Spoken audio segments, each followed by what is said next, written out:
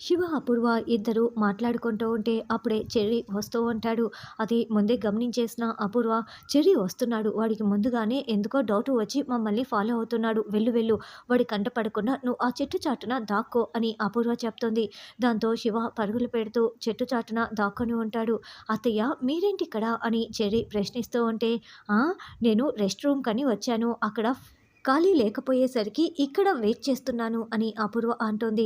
అయినా "నువ్వేంటిక్కడ" అని అపూర్వ అడుగుతూ ఉంటే, "అంటే అత్తయ్య, నేను నక్షత్రని వెతుక్కుంటూ వచ్చాను. అయినా మీరిక్కడ వెయిట్ చేస్తూ ఉంటే అక్కడ రెస్ట్ రూమ్ ఖాళీ అయిందో లేదో మీకెలా తెలుస్తుంది" అని చెర్రీ అంటే, "నాకు ఈ మాత్రం తెలివి లేకనే మీ మావయ్యని పెళ్లి చేసుకొని ఇలా ఉన్నాను. అయినా మేమేమైనా చిన్న పిల్లలమా మమ్మల్ని వెతుక్కుంటూ నువ్వు రావటం కోసం? నక్షత్ర కూడా ఇక్కడే ఉందిలే అక్కడ అని నువ్వు వెళ్ళు" అని అపూర్వ అంటుంది. "సరే అత్తయ్య, వెళ్తున్నాను" అన్నట్లు రెస్ట్ రూమ్ ఖాళీ అయింది, వెళ్ళండి అత్తయ్య అని చెర్రీ చెప్తాడు. అప్పుడే నక్షత్ర, బిందు ఒక చోట మొక్కుకుంటూ నిలబడి ఉంటారు. అప్పుడు నక్షత్ర చేతిలో ఒక కుంకుమ బరిణె ఉంటుంది. అమ్మవారి పాదాల దగ్గర పెట్టిన ఆ కుంకుమ బరిణెను పూజారి గారు నక్షత్ర చేతికి ఇవ్వటంతో నక్షత్ర దానిని చూసుకుంటూ మురిసిపోతూ ఉంటుంది.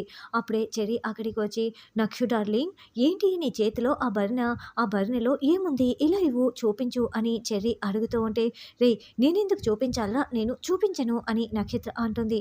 "నువ్వు చూపించకపోతే నేను ఊరుకుంటానా? నువ్వు మీ అమ్మ కలిపి ఏం కుట్రలు చేస్తున్నారో కనిపెట్టడమే నా పని.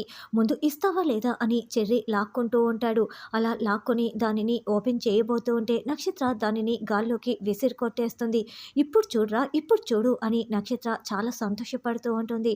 తర్వాత చెర్రీ భూమి దగ్గరికి వచ్చి మొత్తం విషయం చెప్పటంతో, "ఏంటి, నక్షత్ర చేతిలో కుంకుమ బరిణె ఉందా? అందులో ఏముందో చూడబోతూ ఉంటే గాల్లోకి విసిరి కొట్టిందా?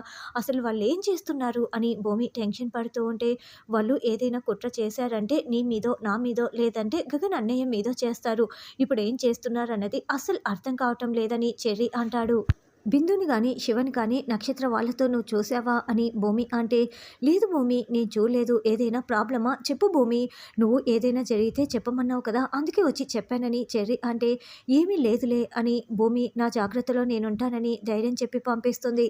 శివ, బిందు ఇద్దరు పెళ్లిపీటల మీద కూర్చొని ఉంటారు. ఈ నక్షత్ర ఏంటి, తాళిబొట్టుని అమ్మవారి కాళ్ళ దగ్గర పూజ చేయించుకొని తీసుకురమ్మంటే ఇంకా రాలేదు, ఏం చేస్తోంది అని అపూర్వ టెన్షన్ పడుతూ ఉంటుంది. అప్పుడే భూమి శివకి ఫోన్ కాల్ చేస్తూ ఉంటుంది. "అక్కనే ఫోన్ చేస్తోంది" అని శివ టెన్షన్ పడుతూ ఉంటే, "ముందు ఆ ఫోన్ని సైలెంట్లో పెట్టు. ఆ చెర్రీగాడు ఆ భూమికి ఏదో ఉప్పందించినట్లున్నారు, వెళ్ళు, నువ్వే వెళ్ళి మీ అక్కతో మాట్లాడరా" అని అపూర్వ చెప్తుంది.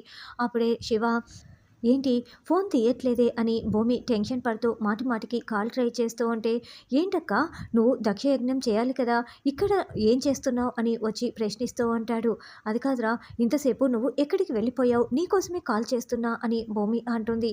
"అక్క, ఫోన్ సైలెంట్లో ఉందక్క, స్టమక్ అప్సెట్ అంటే నేను వాష్రూమ్కి వెళ్ళాను, నేను పూరికి చెప్పే వెళ్ళాను కదా" అని "నువ్వు మాట్లాడలేదా" అని శివ అంటాడు. "నేను తెలుసుకొనే వచ్చాను, అయినా నువ్వు వెళ్ళి చాలాసేపు అయిందంట కదా" అని భూమి అంటే, "అక్క, స్టమక్ అప్సెట్ అంటే టైం పడుతుంది కదక్క" అని శివ కవరింగులు చేస్తూ ఉంటాడు. "నేను దక్షయజ్ఞం చూస్తున్నప్పుడు ఫోన్ సైలెంట్లో పెట్టుకున్నానక్క, చూసుకోలేదని చెప్పటంతో నువ్వు నాతో రా" అని చెర్రీ, "దక్షయజ్ఞం పూర్తయ్యే వరకు శివని నీ పక్కనే కూర్చోపెట్టుకో, ఎక్కడికి వెళ్ళనివ్వకు" అని భూమి చెప్తుంటే, "ఏంటి భూమి, ఏదైనా ప్రాబ్లమా" అని చెర్రీ అంటాడు. "నేను అదంతా తర్వాత మాట్లాడతాను చెర్రీ, ముందు నేను చెప్పింది చెయ్యి" అని శివని చెర్రీకి అప్పచెప్పి భూమి వెళ్తుంది. చెర్రీ శివని తన పక్కనే కూర్చోపెట్టుకొని ఉంటే శివ పక్కన పూరి, పూరి పక్కన శారద కూర్చొని మళ్ళీ దక్షయజ్ఞం ప్రోగ్రామ్ని చూస్తూ ఉంటారు. అప్పుడు ఇక భూమి అయితే సతీదేవిగా, గగన్ ఇక్కడ ముసలి బ్రాహ్మణ వేషంలో అక్కడికి వస్తాడు.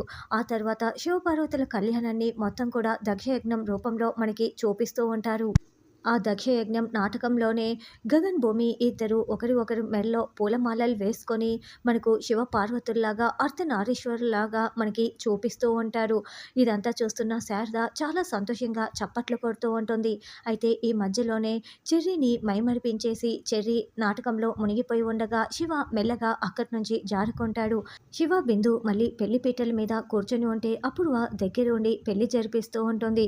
ఆ కార్యక్రమం పూర్తయ్యే లోపల చెర్రీ, "అరే, ఈ శివ ఎక్కడికి వెళ్ళిపోయారు" అని అనుకుంటూ టెన్షన్ పడుతూ ఉంటాడు.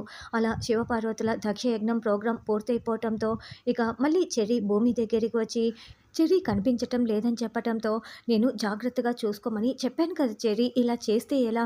ఇప్పుడు ఈ శివ ఎక్కడికి వెళ్ళినట్లు" అని భూమి చాలా కంగారు పడుతూ ఉంటుంది.